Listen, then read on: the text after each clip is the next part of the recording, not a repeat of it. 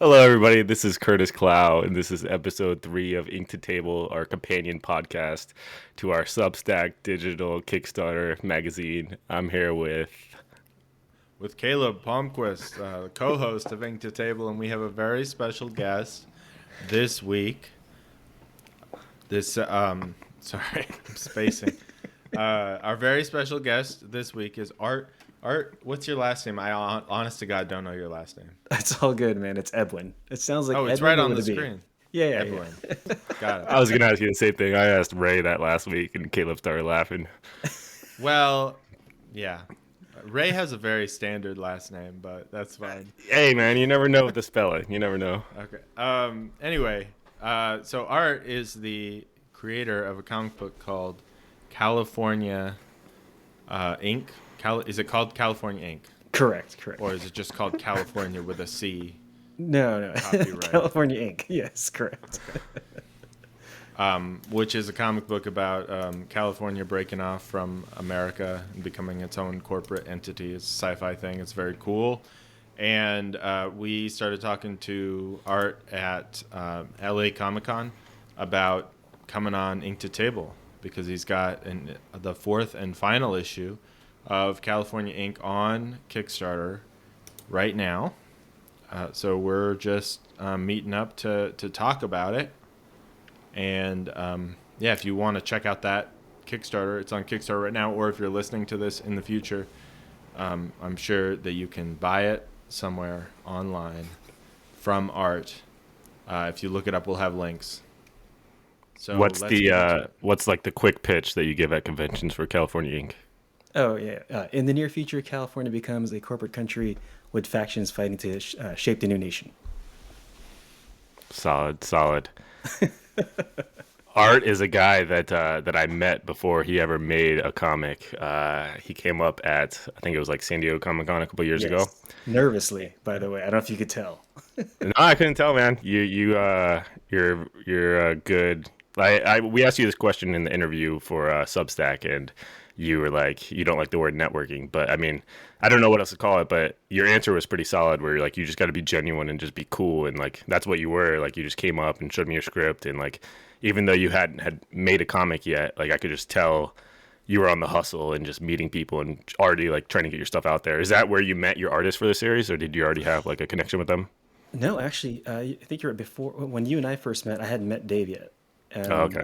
It was, I had all 4 issues written, edited by Justin, so it was ready to go. Because I know a lot of artists will get that kind of thing. Like, hey, do you want to do a comic? And they're like, how's your story? They're like, I got issue 1, and that's it. Like, That's pretty impressive. The fact that you had like all 4 issues already scripted and like hired an editor, like you really, it shows that you were serious about making a comic. Me and Caleb have launched kick. We we don't want to throw anybody under the bus, but we've made comics before, even as like more experienced creators, and like sometimes we don't have scripts done, or I mean, even just getting 4 issues ahead on a script before finding an artist is pretty huge for a Kickstarter creator. Like a lot of people don't do that due diligence and get that far ahead.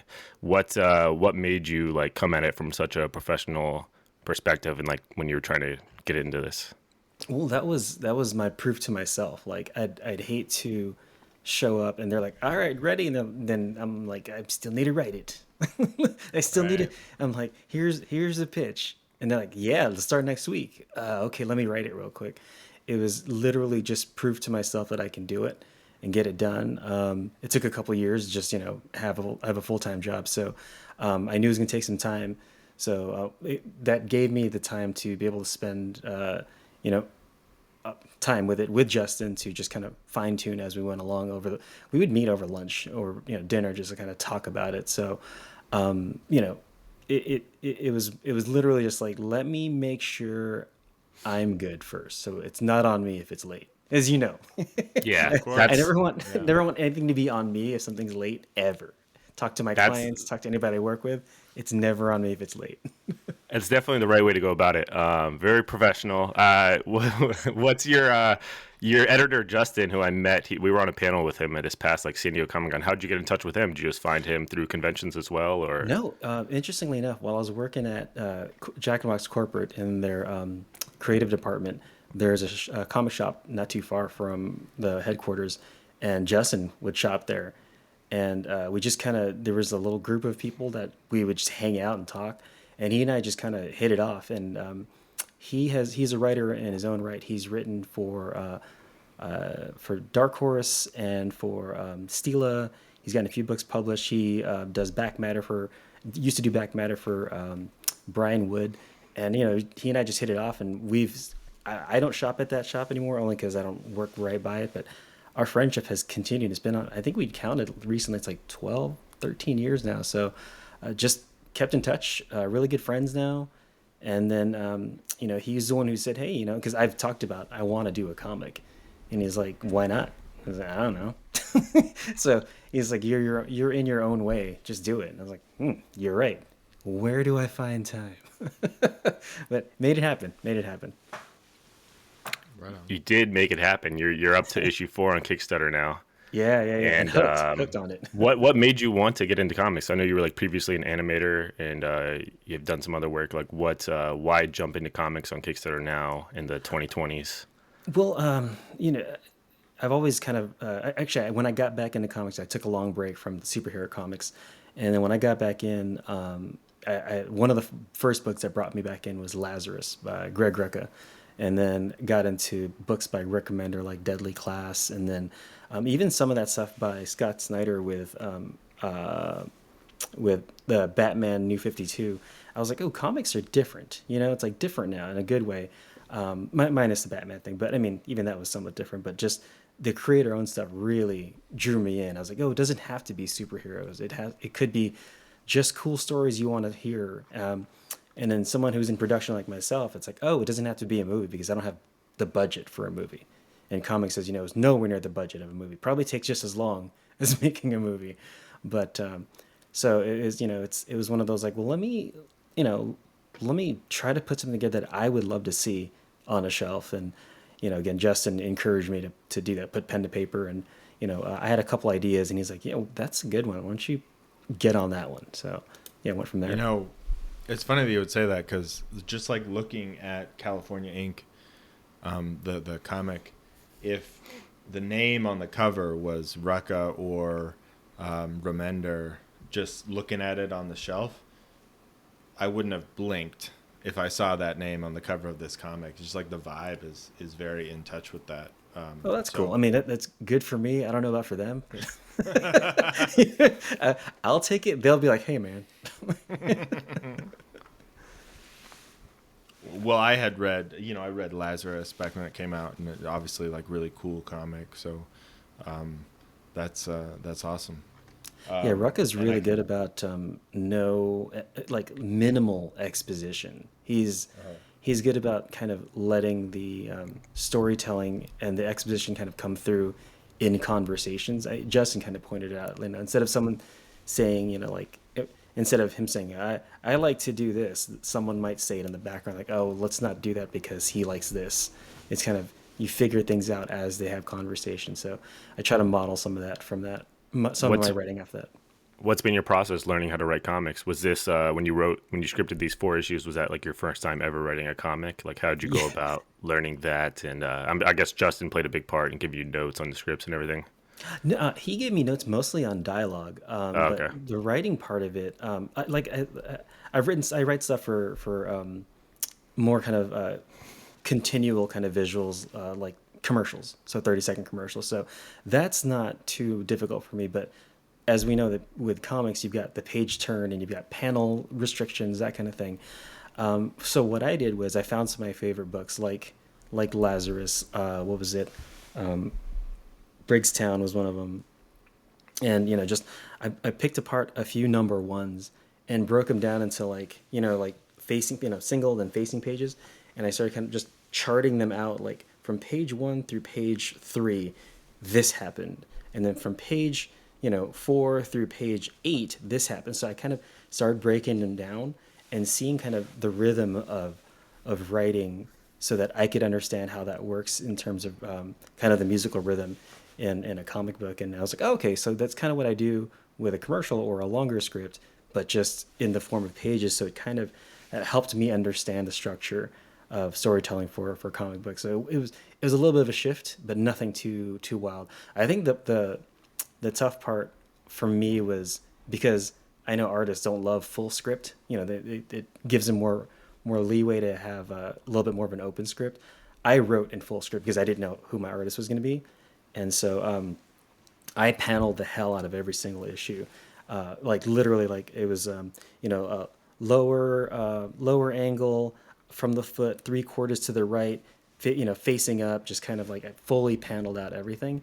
But when I met Dave, I said, "Hey, look, I fully scripted the heck out of this, but please do your version because I want to partner with you because I've seen your work. Do your version because if you do what I'm doing, then it's just version of you, and I'd rather you do your own version of it." Yeah, that's I mean that's why I love comics is the collaborative aspect, and you kind of let the artist take reign. Was that hard for you to like give up some power and kind of let him, or is it just easier with like trusting the artist and just you want to see their version of it?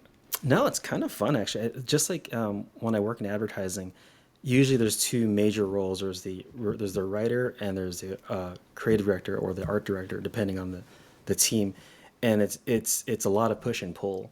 So it's a lot of collaboration, and for me, it was always fun knowing that I was going to go in the room with a handful of ideas. Most are going to get shot down, and they might be the seed to another idea because I'm sitting there bouncing and rallying with someone else in the room. And so I actually look forward to when I collaborate with another creative to throw my idea at them and see what they will do with it because most of the time it's better, hopefully, depending on the partner you get. If you pick the partner, it's going to be better. So, but also, take it with a grain of salt. If you don't agree with it, have a nice conversation about it and find out where that medium is for the both of you. But working with Dave has been awesome. His thumbnails are pretty straightforward and kind of I could see his style on top of the thumbnails ahead of time. So we go from small thumbnails straight to final art usually almost right away.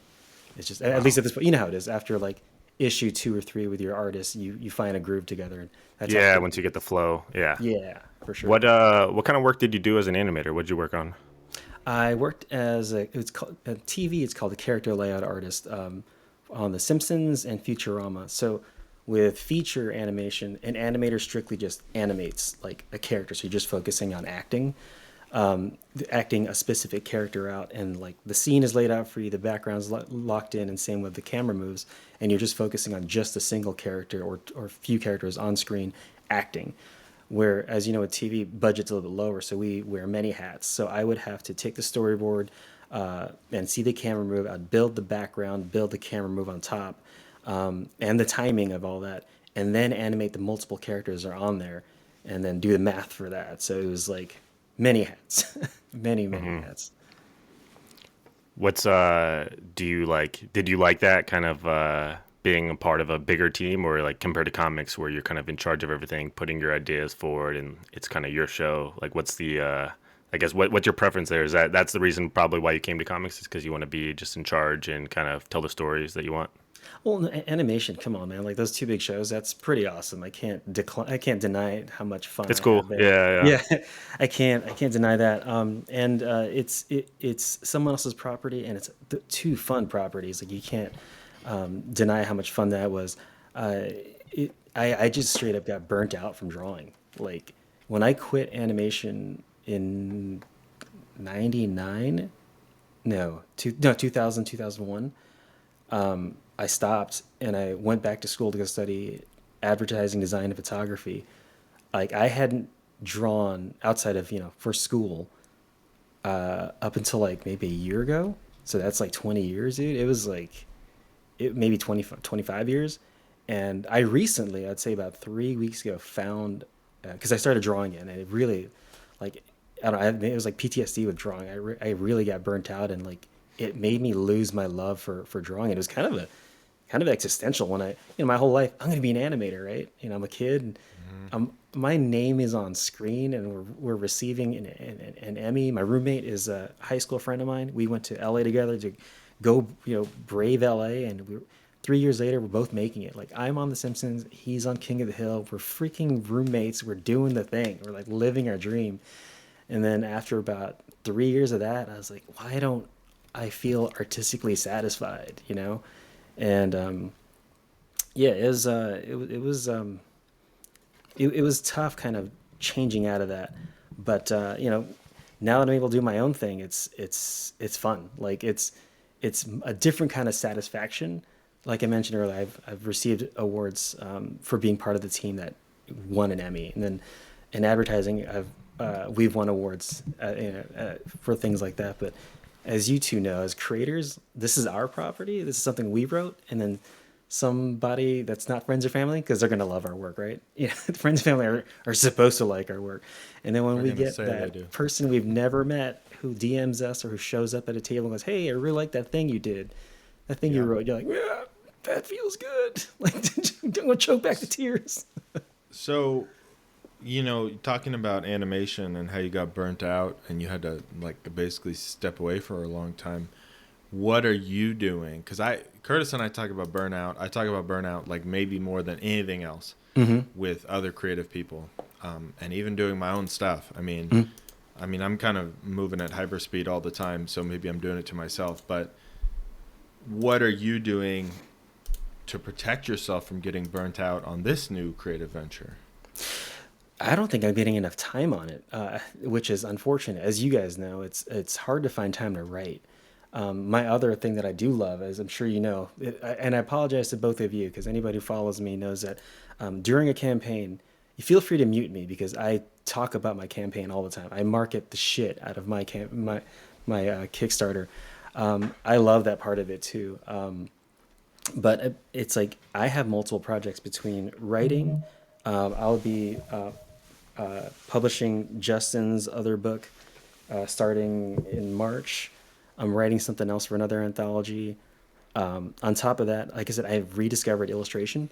So I found an illustration project that I'm working on, a little series that's turning into a massive series. Are you doing the That's comic art on it?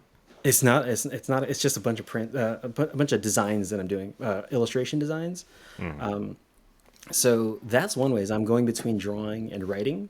Like if I don't feel like writing, I'll sit down, I'll step away from my computer and actually pull the iPad up and sit on the couch and draw. Or I'll go to my drawing table downstairs and pull up a massive drawing pad and just draw there. And then when I'm tired of that, I'll go write. But then on top of that, I got actual work that puts money on the table, food on the table, money, whatever, same. So I've got actual production clients that I work with that kind of pull me out of the mindset of creative for myself. I'm being creative for clients. So I think the burnout that I get is just constantly trying to artistically solve something. As you know, like you're trying to break the story. I'm trying to figure out how to draw this hand. I'm trying to figure out. I'm trying to do casting for clients. I'm always trying to artistically solve something. And like after some time, you're just like, can I just not solve? Like we're always trying to solve, and then the problem with that is we become solvers. So like when some family member comes up to you or a friend with a problem, it should be shut up and listen mode, but we're such problem solving modes. We're trying to solve, and we give them a solve, and they're just like frustrated that you minimize their pain. You're like, no, I'm trying to give you solve. So, sorry, I went on a weird Yeah. tangent there.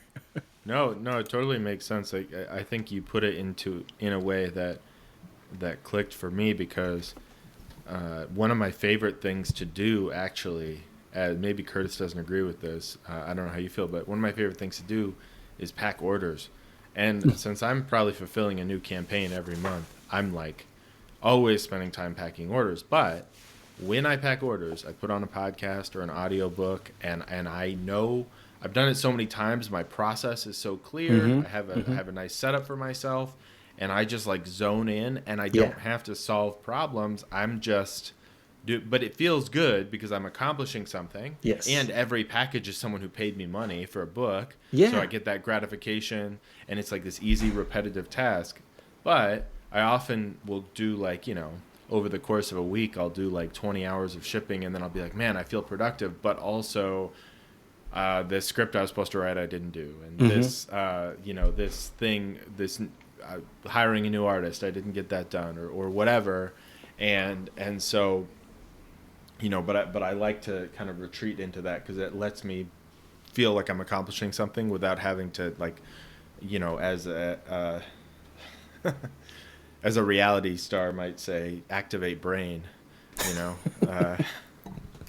So yeah. Yeah, it's a different kind of brain activation too, in a good way. Like it like lets your one side, I don't know which side is which, I forget.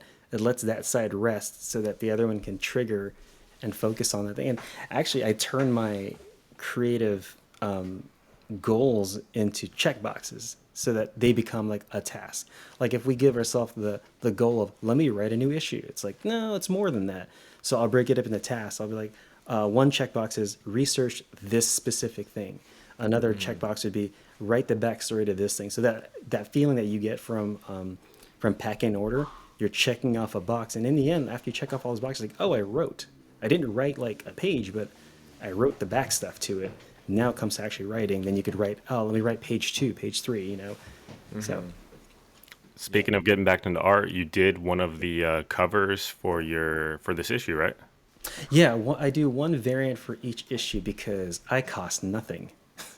Yeah, I mean, I don't think me or Caleb have ever done one of our own comic covers. Have you ever? Oh, that's not true. I draw the covers for all of my silly little giraffe comics. I always draw the covers because I also draw the interiors. So get good, Curtis. Get on. Are you looking to do arts more? level. Are you going to be doing more of your own covers art, or is this like a one-off, or what? No, I'm going to try to pop in every once in a while for my covers. Actually, And Justin. it is cost effective, so that's always Yeah, a for bonus. sure. And actually, Justin, for the story that we're doing for him, he actually asked me, he's like, hey, if I, because he knows I do graphic design with illustration as well. He's like, I have something, because Brian Wood does that too. So he's like, I have something I think that can work. And because we're kind of, we do some trades that way. He's like, if you did this cover, we could work it out in our, our payment thing. So it's working out for both of us. So yeah, definitely for sure. I don't mind it at all. I don't look for that work, so I'm not like advertising myself as a variant cover artist. I'm good, like, but I'll do it when I feel like it. I don't want to like. I'm not looking for that. If anybody's thinking that, no. Yeah, yeah. What? How'd you come up with the design for these covers? I asked you this in our previous questions. You said you did the design for all this. Like the design really stands out. I mean, from the logo to the credits, everything. Yeah, the header is something I came up with. I wanted to be super corporate, and hence the copyright symbol to cover to replace the C in California, and then I mean, as someone who's done logos for many corporate clients, it was not hard to make that. And then what's funny was I was so afraid of how simplified it was that I was afraid it would get lost in cover art, and that's when Dave came up with cropping the art so it's like 2/3 up from the bottom, and then adding those 3 lines so that the character can still break through that, but then it gives the chance for the masthead to kind of stand out on its own in its own corporate way. But yeah, and then from there just kind of went from there with the polygonal kind of interior of the bear, because that's kind of like a futuristic structure. Looks like we lost. Yeah, we lost him. I don't know. He didn't like my response. There he comes. He's Kurt, back. you didn't like my response, or is that what? Yeah, I just said, see you guys. No, just act like I didn't even leave. I think that was boring art. Click. Um, no, the polygonal kind of structure inside the new bear logo that I have. If you notice that the bear is facing right now, it's kind of you read left to right, so it's a sign of progress. And again, the polygonal structure inside the bear is kind of representative of future building. So that's where that came from. And that's then sets the backdrop for like the internal pages too. So kind of use a lot of the stuff that I already built in and put into the interior page as well. A lot of thought into it. I bet you didn't know that, Caleb, that the bear faces left, did you? Oh, what on the California? On the flag, Yeah. man. Yeah. Yeah. Yeah, look, I mean, I'm not a California guy, so I didn't memorized all the flags of all the states. But that's cool. That's a cool detail. Isn't the Washington state just an eagle facing to? Oh no, that's the Seattle Seahawks. Sorry. No, it's like Washington, George Washington's head. just Just like as- on the flag. Is it severed and you can see stuff hanging? No, definitely okay. not. Definitely not. But yeah, we don't have a super interesting flag. But But apparently we're all gonna be part of Canada soon, so we'll change our flags then, right? yeah, I'm gonna have to really think about the Washington State flag because I didn't tell you guys this, but my next comic series is called Washington Ink. Nice, So, nice. There has to be a crossover. There has to be a crossover. Will there be some type of vampire in there? oh yeah, for sure. Okay, For cool. sure. Like your team Jacob, dude. Yeah, yeah. Yeah, Curtis sends me a message a few days ago. It's like, "Are you Edward? Are you Team Edward or Jacob?" And I didn't know where that was coming from, but obviously I'm Team Jacob. I mean, He's shirtless and he- buffer. he is shirtless and buffer, and there's no like weird gross age discrepancy. And you Like, don't he's sparkle. also a teenager. Yeah. Although I've never watched the movies, but all right, back to some comics. Art, you've talked about like when you were an animator in LA and you kind of made it, like you were kind of living the dream for a second there. What's like what are you hoping to get to in comics? Like what would be your ideal goals and where you see yourself a few years down the road? Honestly, I feel like I'm there now in terms of like this is just a nice way for me to get properties out of my. I just want to make some stories and put them out, and then I wasn't sure we were gonna get past issue 1. I'll be honest with you. I was like, I don't know who's gonna want this, and then we got a nice response, and then after issue 2, it's like, issue 3. People were asking for issue 3. Then when they hear issue 4 is done, they're like, what do you mean it's done? So it's kind of cool to get that empowerment that people actually enjoy our work. So this is what I wanted. I just wanted to build an audience like you two have, and then continue to build my comics community. Like meeting you two has been awesome. I've been a fan of Curtis's work, as you know. That's why I approached you at Comic-Con. And then what's funny was when you introduced me to Caleb at Rose City, I didn't know I already bought a couple of his books on Kickstarter, and I was like, wait a minute, I know that name. So yeah, it's kind of cool, kind of building my new creative community that I feel more connected to. Specifically the writers. I feel way more connected to the writers. There's a part of me that connects with the illustrators, but it's a different animal. The illustrators are a different animal, not in a bad way, they're just different. Do you see yourself staying on Kickstarter, or do you are you going to try to find a publisher to get it out into stores, or what's your plans there? Still mulling that over. I'm getting a lot. I have some really. You're one of them, Curtis. I have a couple of other folks who are like, stay here, do this, stay here, do that. It's like I'm going back and forth, and I'm trying to pave my own way so that I'm taking everything with a grain of salt. I would like to think about possibly pitching the trade maybe to somebody eventually.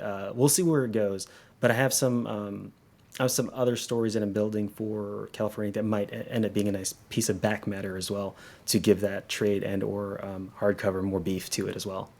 Yeah, I think we live in a good time where you can do Kickstarter and kind of find a publisher, and kind of best of both worlds is what I would probably recommend. 100%. That's kind of where I'm at. Yeah, for sure.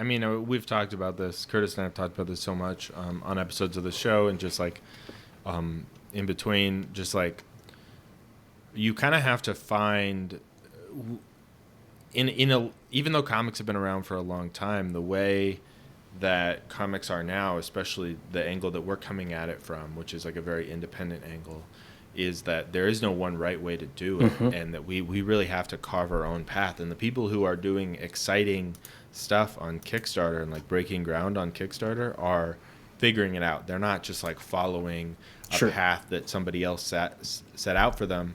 And with the industry changing all the time, like Diamond going into bankruptcy and all this other stuff happening, it's hard to say. Like there's not, of course, as creatives, we always knew that there was no one correct path to go on. But I think it's sort of incumbent on us as people who are doing cool stuff right now to be trying new things and to be figuring out new ways to do things, because relying on the old ways is just not it's not how we're gonna make it. Yeah, what's interesting is guys like like Jimmy Palmiotti and then Scott Snyder and all these other names that are coming out from who have a massive following in the bigger publishing space are not jumping, are doing what we're doing and seeing what we're doing because they're seeing that they're controlling more of their own products and also they're keeping more of their own pocket, right? So that's kind of cool. But the advantage for them is they come in with a massive audience already, and then there's people like you two who build a massive audience, and then slowly kind of put themselves into the publishing space to build a different audience as well, and then take that back and forth. So I'm trying to find that the place where you two kind of come from, where it's like I want to build something here and not forget them, because that's something I was told is, hey, you build an audience in Kickstarter, and if you go to a publisher for a trade, that's building another audience, but then the audience that you found and made in Kickstarter can start to feel like neglected. And I mean, at the same time, I see somebody like Curtis who doesn't do that. He finds a way to make sure that everybody feels balanced and connected. And I see you as growing the audience rather than building a new one. So if I can kind of work my way, that would be something I'd love to try to do as well, because there is some value. There is a lot of value in having that stamp of either Dark Horse or Image to your name, because it opens up other opportunities to collaborate with other artists who might be looking for writers to work with too. So I mean, like I said, I'm just trying to open up more doors and more opportunities. And just doing my own comic, I had 2 anthologies thrown at me like, hey, can you write a horror script? I'm like, that's not my thing, and I did, and I had a great time doing it. So it's nice. It's nice. It's validating getting that Dark Horse logo, like you said. But I think a couple years ago, I probably thought that more stuff would come from that, more money, more opportunities and stuff. But I think as the years go on, I just kind of realized like how important Kickstarter is, and that Kickstarter audience, and like that's where all of my main brain power is going now. It's just future launches and like not really pitching around series anymore. I don't know. I think Kickstarter really is just the main focus for creators like us. So does that mean that you are the next, like this new one, a place where time doesn't exist? Are you not going to put that out there for a No, I definitely would, but I want to get it all done first on my own terms and have the freedom, even though a publisher like Dark Horse does give me a ton of freedom. But it's a series I didn't really pitch around anywhere else. I probably could have had the opportunity to, but I just know that I will make more money on Kickstarter doing issue by issue, building up the audience, and then you can always get it out in bookstores later, or try to get distribution if Diamond doesn't completely go under or something like that. And I know that's kind of Ray Chow is kind of like the class above me and Caleb, and it's interesting hearing his perspective, and like his whole goal is to kind of get distribution and kind of stay with his own company. And then I've kind of differed where I kind of just let a publisher handle all that. But I mean, the fact that we're printing all of our own books by ourselves anyways, like if we could just get distribution for some of these paperbacks and hardcovers, like the chunk of change we would get would be a lot more than the small percentage you get from a publisher. Yeah, I think going back to your question, you're like, what's the goal? My goal is, I mean, of course, money would be nice. Like, we don't get into this for money. It's trying to get the book and the story to as many different audiences. I mean, many different people as possible. Just, I only have so much reach now. But I remembered one time at a convention, somebody walked by and said, "Hey, I've seen this all over social." I'm like, "Yeah, all right, it worked. Something's working." I didn't annoy someone too much with my No, that's always nice. I mean, that is the upside of Dark Horse is like, I'm at San Diego Comic-Con and somebody comes up to me saying they saw it at a comic shop in Mexico, and it's like I would never be able to get my comics into these other countries and into these comic shops. So when you're building fans, or they said they bought the book and loved it, like that's just stuff that I don't have the bandwidth to do by myself.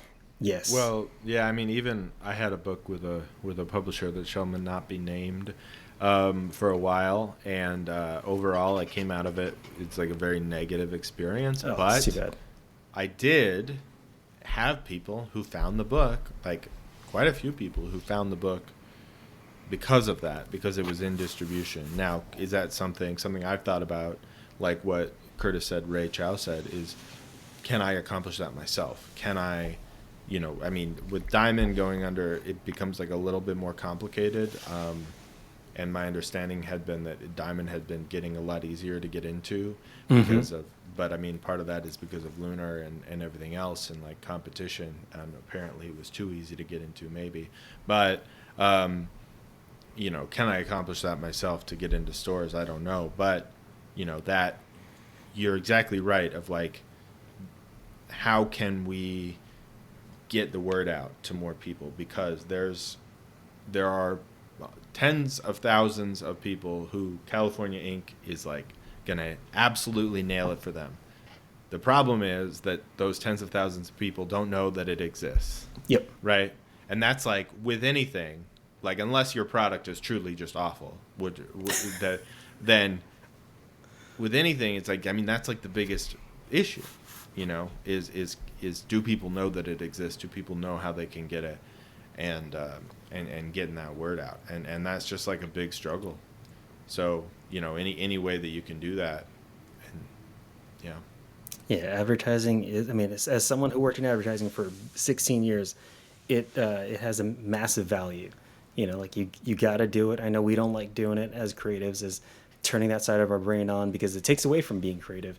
But I look at it as a different kind of creative solution. Like, how do I connect with the audience that I've found and find more of them? And kind of over time, I've found people who have reacted and then kind of adjusted my audience, kind of pointing my ads a certain way, just from reactions, and it just takes time. But you gotta keep going. As mentioned before in other podcasts, like McDonald's does not stop advertising. They have one of the biggest advertising budgets, even though everybody knows who they are. That's how they stay big, is because they keep staying in your face. You know. Yeah. When was what year did you launch your first Kickstarter for California Inc.? Ooh, let me pull that up. I got it in let's say 2022. Let me question mark. Here, 23 actually. March 2023 ended in March 2023. So, yeah, You've been 2 years cruising. ago. Yeah, 4 issues in 2 years. You know what's weird is I remembered when I was first learning about self-publishing. I was at a panel at Comic-Con Revolution, and I was like, "Hey, so like, is it cool to have a few months in between issues?" And they're like, "Yeah, like, how are you gonna like do multiple, like 4 issues in 4 months?" I was like, "Isn't that how comics come out?" Like, I mean, I'm used to like DC. Yeah, and yeah. Marvel No, the doing that, right? Kickstarter world is very different from the traditional comic shop.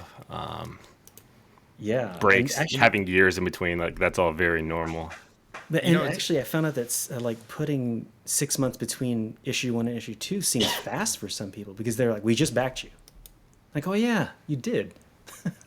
you know what's interesting is I think part of the reason that we asked you the question on the Substack was like, you know, coming into it relatively recently, how that experience has been, because I actually have found that over the years, I did my first one in 2017, and the way that people publish stuff on Kickstarter has changed massively. Because I would say in 2017, it was very normal to put out an issue and then like wait a year and then another issue, or you know, it was very popular to do like a whole graphic novel at a time, and then you would wait, and sometimes people still do that, but it's become way more popular now to do essentially what you're doing, and that's a model that I've very much adapted, which is, you know, like, what's the fastest turnaround time that I can do for issue to issue. So I try for my most popular things, I try to launch an issue every 3 to 4 months, which is about as fast as I can do, considering having to get the money, then print it, and then ship it out to people, and then have the next issue drawn on like an indie time scale where I'm not, you know, I'm not trying to push my artists to deliver an issue every month, because that seems punishing and not sustainable. And so that's just interesting because, of course, you've come into this and that's what you wanted to do, and it's just what you defaulted to was like, you know, you're doing 4 issues in 2 years, less than 2 years, and I think that's really just fascinating, because I think for people like Curtis and I, we sort of had to come to that over time. Well, I think what it was, it's one of those kind of like the younger kid is kind of catching up to the older kid, and they learn to speak faster, right? They learn to speak or walk quicker. And so I saw the pace that you guys were going, and I was like, I can't get that quick. Here's my version of that, and what can I afford? That's the other Which is thing. still better than how we started back in the early days of Kickstarter. So like it's cool to see. I mean, how's your experience been like launching your first Kickstarter about 2 years ago now? Has your audience been like growing Kickstarter? Have you had any like letdowns, or how's the experience been the Yeah. past 2 years? That's a good question. The first one, of course, went really well because friends and family are the ones who carry your first ever Kickstarter, and I've heard that. And so that then set the precedent in my head of what to expect for each next Kickstarter. And then the second one came out, and literally my family's like, we just did this. And so I'd say about a quarter of my friends and family dropped out, which is fine. I get it. They supported me. But that's when I noticed that I started getting new like catch-up people. When you see the catch-up backers, you're like, ooh, that's a new audience. And then my other issue too is I rested on my laurels of the first one. With issue 2, I did, I think, 2 weeks of pre-launch, which was not much at all. And then my marketing during the campaign was, I think I did like one thing a week, maybe 2 things.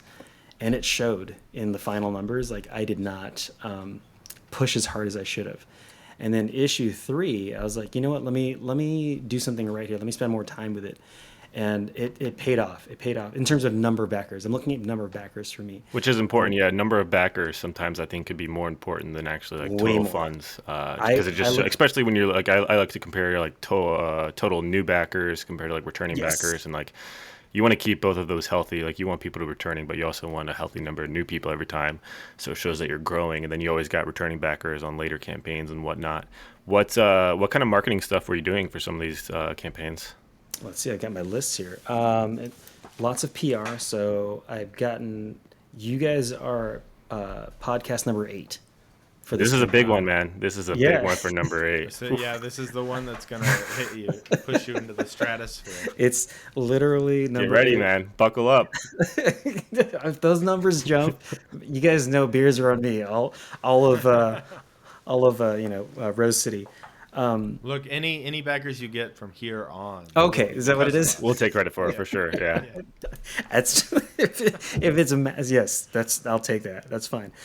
So just like anything I do for my own clients in advertising, I'm thinking about overall marketing, which is it's advertising, it's PR, it's social ads, it's all that, and marketing is just taking all those and scheduling and planning all of it. So everything is marketing is all that, and just you intentionally putting a schedule to, which I've done. I have like a schedule of everything I needed to do before for pre-launch, and then I had all my interviews set up both on print and through podcasts. And then I was able to get some pull quotes from people. I got a couple of early reviews, and then I pulled pull quotes from those, and I'm pushing all those out at a constant pace, but not all at once. So you don't use it all at once because it's a 30-day rush. And so as you both know, the middle 2 weeks, or if you do 22 days, the middle week is always the quietest. So I want to make sure I have enough content and enough stuff to push out that's different in those middle times. So I have a nice mix of different videos from the past issues. I'm pushing out pull quotes. I'm pushing out podcasts that if I can, I'll put clips from podcasts out there. Just got people to kind of keep thinking about the campaign. What else did I got there? I mean, that's pretty much it. And then the other one too is I think people don't do enough of in our line is showing the different kinds of rewards that are offered. Like some people don't know there's a catch up, and that's one of my things as a user is when I go into someone's campaign and I'm going into issue number 3, and I was like, where's issue 1 and 2? Even if it's not physical, offer it digital 1 and 2. That's easy money for you, and it makes it easier for the new reader to go, let me jump in. Yeah, no, that's where a lot of your money comes from on these later issue Kickstarters. That's why they can generate so much more money, because when you have a healthy number of new people, a lot of them do love to go and buy all the back issues, and it's just easy money if you printed extra copies, or even if you have to do some reprints. Me and Caleb talk a lot about how Kickstarter has changed over the years, and I kind of like to think like the glory days in comics was like right around the pandemic, like 2020 to 2022, and it could have been a mix of everything of everybody being locked up, the extra income people had from the government and whatnot. But it was when my Kickstarters kind of like hit their peak, and I've been kind of, I mean, they still do great, but I'm trying to hit that same success and really working hard to do it. But have you, I mean, you've been on Kickstarter a much shorter time than us. Like, what have you seen change in the past 2 years? Have you noticed anything, or is it been kind of steady for you? I would say the one thing that's changed is people like me are finding out how empowered they are, right? And so way more creators are showing up. And so I don't want to use the word competing, but we are competing for eyes to look at our work. And so if you were brave enough to launch end of or middle middle or end of December, there was like I think four campaigns, maybe five campaigns. And then as soon as January 14th, which is when I launched, came around, I think everybody thought, hey, middle of January, and there's like 40, 50 campaigns. I'm like, yo, there's so many campaigns. And when I first started, I think there were only like 20 to 25. And like on average, I was like 40 to 50, like at any time. Like just so many. Is that true? Hold on one second. Let me Am I wrong? It might depend on the category, but I feel like there's usually like a couple hundred. But I know that there's been like with the competition now, I know that there's like easily over 300 during like the peak months that are like live at the time. Yeah, and I mean, I thought I was aiming high.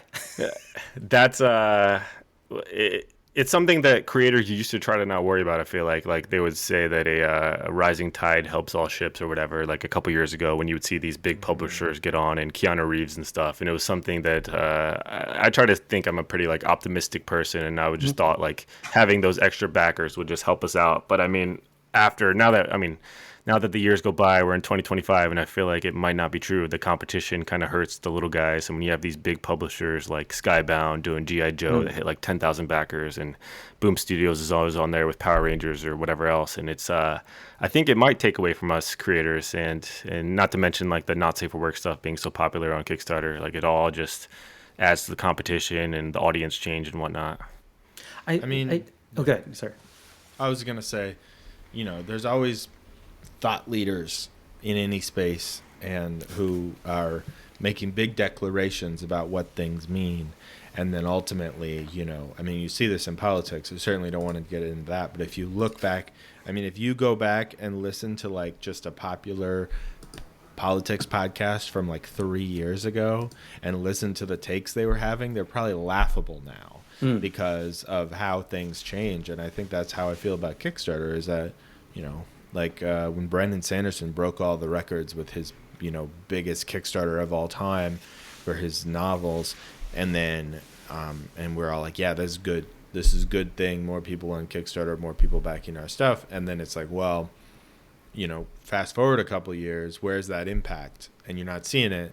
And we're grinding it out just like we always have, and kind of getting by on the power of our own ability to promote ourselves. But that said, Kickstarter still remains like the most powerful tool, as far as I can tell, that we have for people like us to get our comics and our ideas out there. Like you can, if you set up on your own personal website or on Indiegogo or anything else, you wouldn't even come close No. to the kind of reach that you can get on Kickstarter. And then we bemoan a lot of things. I think a lot of times like things change, things go up and down, but we're still on the most powerful platform there is for independent creators. And I think art is proof of that, because I think it can feel like things are on a downward trend sometimes, but then someone like Art comes on in the last 2 years and is kicking ass. And so to me that's proof positive that you can still make it. So to me, this conversation I think is very refreshing, because I'm looking at you, Art, as we sometimes think like, were we the last class to get in, and now it's screwed up. You can't, no one new can come on to Kickstarter because it's not the same as it was. And I don't think that's true. I think a lot of it has to do with just, I would like to think that, excuse me, that I approached it very professionally. You could tell that if you don't put everything together just right, then the audience will see through the BS and go, well, I don't know if I could trust this brand. I don't have the biggest brand, but I have all the parts and pieces there that I need to have. And then there's things like, as you mentioned, Curtis, it's small, but it makes a difference. A lot of new backers like a complete series. So I've made sure I put that in the title, the complete series. So anybody who has been following before will say, oh, shoot, I can get all 4 now. So little things like just thinking about the user experience and, well, what looks good on the header page? How simple is that? And then also the little video that we do. All those things matter. And I think I might have mentioned that in the questionnaire you all sent out, is for anybody new, like, yes, it's empowering, but it's no joke. It's a lot of work. Even just setting up our damn pre-launch, it's so many little bells and whistles that matter. And if you skip a piece, you're not maximizing your potential. And so if you're not going to take that part seriously, how are you going to take the actual campaign seriously? And, and just know it's continuous work from pre-launch, not to the end of launch. I mean, not to the end, not till close, but even through fulfillment. Because I don't know how many books. I'm not gonna say how many. I know one specific book that I backed back in 2022. Haven't seen it yet, and it's nothing but excuses from the creators. And it's just and so my goal is to never be that person. Did you know who it is? Well, no, we know. I don't think we know exactly who you're talking about, but I know someone who might be guilty of something like that. I don't know anybody. I don't know anybody who could be guilty of that. But it happens, Kickstarter is they're hard, and even after 21 Kickstarters, sometimes projects get behind, and it's like you said, it's a lot of work. Like, you're playing so many different roles, from like Yes. just making a good comic and putting together a team and like paying them stuff. That's hard enough. But then like you gotta build a campaign, like know how to build a crowdfunding site and like a crowdfunding campaign, and like building the right rewards and everything. And then you're also like a community manager, and you're also doing the fulfillment. Like, it's a lot of work. And when you're doing multiple Kickstarters at once, like, that's why me and Caleb talk so much about burning out, because he's a guy who's launching a new Kickstarter almost every month. And like, there's been often times where he calls me up and he's like, oh, like he's getting ready to like fulfill something, and he forgot to like print a print or something, and then it like delays everything. It just, Yeah. it's a lot. I mean, it's ultimately worth it because of you're in full creative control, and you're getting all of the money, and like the potential upside, the money you could make is infinite. And it's not just about the money, but I mean, it's just having that creative control and being able to build your own audience and make anything you want. It's just you can't do that anywhere else. Like, you pitch it to a publisher, they might say no, and then you can launch it on Kickstarter and you might have a ton of success. Like, Or, I know people who they've told, hey, this is great, let's do it. And then into issue 2, like, actually, we're going to cancel the rest. Like, but what about my story? yeah, exactly. Yeah. I mean, the best feeling is when you've pitched something to a publisher and they don't think it's going to sell, or they don't think it's worth it, and then you go and launch a Kickstarter and it has like a lot of success. Yeah. That's like a pretty good feeling. So like, I mean, you can honestly make anything you want on Kickstarter as long as you have a following, and people will start following art for who you are and like what stories you make. Like, as you get into your next series or a spin-off, like, you'll see the returning people who just want more of your stuff because they like your stuff. We'll see, hopefully. Crossing fingers. Well, I think, it also depends on what you do. I will say that between Curtis and I am a creator who probably takes more risks than Curtis does, in terms of like doing the style of thing that I'm doing, because I'll tend to launch something that's like completely different, and then it'll flop or not do nearly as well as my other stuff. And I think Curtis has been smarter about it, in the sense of like, here's the style of something that works, and I'm going to do something. In fact, I would say a place where time doesn't exist is probably the most of a departure. Yeah. I mean, if I have been smarter about it, it's been on accident. My mindset has always been to like, I don't do stuff for the money or for like any trends. I just want to make the stories I want with like art with artists that I like. and that I think is cool. So it's like it's been on accident if I've like kind of cultivated like a certain style of like fantasy genre or sci-fi, but I guess it has kind of worked out. Like I haven't like jumped to try to make like a children's comic or anything, which then would be like a totally different totally different genre and stuff and audience. Yeah, it would be really foolish That to was try to do that. that was Or wild. anthropomorphic dogs or anything, which I do have an idea of one of those. But yeah, I mean, it's something to think about. Like me and Caleb always talk about like choosing your projects and trying to, if you think about it in choosing projects that would make money, because that is a factor, and like how much funding you can get, then you can make more of the project. Like Mhm. for your future projects. Are you thinking about that as far as like trying to gain a bigger audience or like choosing the artists you work with and whatnot? Yeah, and so fortunately, I can treat comics for now as kind of my side project because I have my production that I'm doing, and the production actually pays for 99% of what I'm doing for comics. You know what I mean? And Kickstarter is purely is just for printing. Like I'm in the hole, and I'm fine with that. Because I keep telling myself it's an investment into what you're just talking about, which is building my audience, so that when I finally do this other project I'm trying to write for myself, I have enough of audience to hopefully turn that into kind of what's happened for you, like Beastlands. You know, becomes Yeah. like this I amazing think project that people that- love. that's that's powerful to be able to do that because I'm somebody who like I had a day job, blue collar day job that I hated. Like I hated it so much, so I wanted to go full time into comics as soon as I could. So I did that back in 2020, and like surviving off Kickstarter money and checks from publishers and stuff, like it's tough, and it can make you not take as many creative risks and stuff. Like you being able to fund your comics, like I would, especially if you have like a gig that you like, I would hold on to that for like as long as you can, and until you could like until you have a ton of success and you don't need it anymore. But that's pretty powerful to be able to do that. I'm actually extremely fortunate in that I actually quit my job and started my own production company. So I'm working on my own production company with a couple of clients that I have that keep me afloat per year enough so that I can keep making these comics on my own terms, as you said.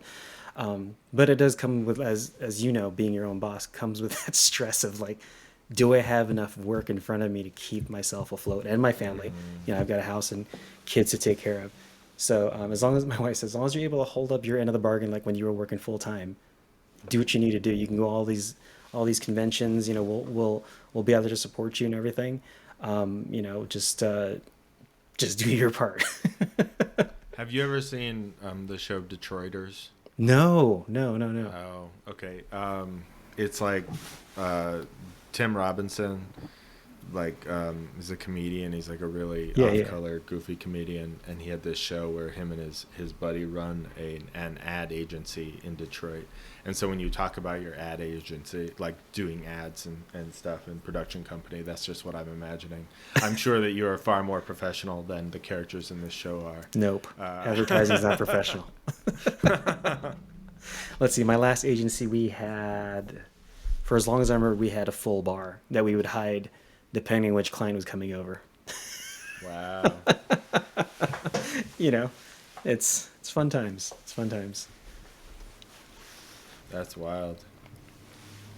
Cool. Curtis, did you have any more questions? No, I think we covered it all, man. It's exciting to So, see art. I'm glad to see you out here on the grind. Like I said, like you get a ton of people coming up to you at these conventions. You don't know if they're ever actually gonna like pull through and make anything. The fact that you had a printed out script like showed me you put in the work already, which was impressive. So it's cool to see you, man. Keep on the grind. Keep it up. Yeah. yeah, it's great. It's Go Oh, go ahead. ahead. No, go ahead. Oh, I was gonna say it's crazy that he came up to you and was like, "What?" Trying to share his script and stuff. Because he came up to me and he was like, "I worked on the Simpsons, and like, I don't even want to talk to you. You're beneath me." What is this? Just no. It is a bit surreal. And I'll thank and I'm sure you guys know Charlie Stickney is a huge influence on people to empower themselves to go do what you need to do to make your books. And he was one of the first people. Actually, my story with him is, I just like you, Curtis. I walked up with my book and I was like, with my script. I was like, "Hey, I know you work with this. I know they're defunct now, but here's your. Are they defunct? I don't even know if they are. What Caleb's a big fan of that publisher. The one that Charlie used to work for. What was that one called? Oh my God, yes. Yes, we'll just I'm not sure. I haven't seen much of their stuff lately. They might. I don't, they might have gone under. I'm not too sure. I Yeah. think that they sort of threw all their comics into a big garbage fire and then Sweet. walked away from it. That's a solid investment. But yeah, at the time, Charlie's like, he responded with, "I'm not interested," but I didn't kind of get the point, which was, no, you should go do this on your own. And I was like, what do you mean? And he was actually the one who told me, like, you should self-publish. There's this thing on Kickstarter, it's like this movement. And it was at Ontario. He's like, there's a Kickstarter panel, go check it out. And that's where I met Christy Shin, Don Wen, David Walker was there. And I just was amazed by everything they were saying, and just started going around and kind of pitching my story that way and getting more people like Curtis to tell me like, hey, just go do this on your own. So it was, again, as surreal. I'm sitting there a couple of years back. Like I said, I was a little nervous to reach out to you, Curtis. I've loved your work, and you were super nice. You were super encouraging. And then cut to it 2 years later, we're both on a panel together at SECC. Yeah, it's wild. Right next to each other on a panel. Yeah, it's cool, man.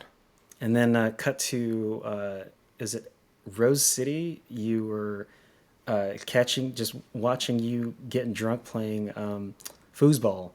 Oh yeah, I've kind of been obsessed with foosball ever since that. Ever since. Have you Portland. really? Yeah, I get really into games. I'm competitive, man. It's a problem. And now, When I was in LA, Curtis wanted to play pickleball. Yes. Like every day. So he's And competitive, is what you're saying. Yes, but so like Curtis is like into CrossFit and stuff. He's like a fit guy if you haven't met him in person. But he He is linebacker sized for sure. yeah, I did but play linebacker. Did you? I knew did. it. I knew it. Yeah. But I've been I had that edge on Curtis in pickleball. It was like the one athletic thing I had an edge on him. But he's like if he gets me to play pickleball every day while I'm like suffering from jet lag in LA, then eventually he can beat me. Yeah, That was his as strategy. Caleb got more tired, like the game started going my way, and I think by the last game I won 11-0, and that's the one that I whipped out my phone and I like recorded it, and I still have that the entire match. That's hilarious. Well, if anyone listening to this is going to be at C2E2 in Chicago this coming April, Is it April I think. already? no, You think- it's not April yet. But I mean, it's in April. Yes, you're right. I think it's in April. Yes. And Art and I are both going to be there. So No, okay. Good, yeah. Curtis, you're not gonna be there. No, I didn't apply for a table. It's too but I heard that you guys were talking about paying to fly me out to help you run your guys' tables. That's really nice of you guys. That's cool. Thank you, Art. I appreciate No, that. we just wanted you to go out there to send missiles. Oh yeah, this is the part of the Con Chaos crew. Yeah, we'll just leave it at that. So by the time this comes out, there should still be like over a week for the latest Kickstarter. You can check that out. And are you going to be launching any more Kickstarters this year? Not through me. I got those two other anthologies that I'm part of, and then depending on how quickly we get Justin's book done, we're switching roles. He's the writer on the next series, and I'll be producing / somewhat editing because he already ran his story through an editor. But I wanted to. I actually pitched cutting out issue 1 on his story. I was like, what if we started issue 2, right? Like right in the fire of things. Like it'd be so dope. He's like, don't do that to me, man. Don't cut an whole issue out of my story. But anyways, yeah, we'll be launching his in volumes actually rather than issues. I think there's some kind of it's me trying volumes, see how that plays out for us. Like a full graphic novel instead of an issue, or Yeah, it's a 5-issue miniseries that he wrote, but we're gonna do volume 1 will be issue 1 and 2, and then volume 2 will be issues 3 through 5. okay, all right, Yeah. nice. Okay, well, what's your social media handle and everything, where people Pretty can much find on- you? Pretty much on any thing that's out there, just Art Ebuen, ARTEBUEN. All right, and be sure to check out his latest Kickstarter for California Inc. issues 1 through 4.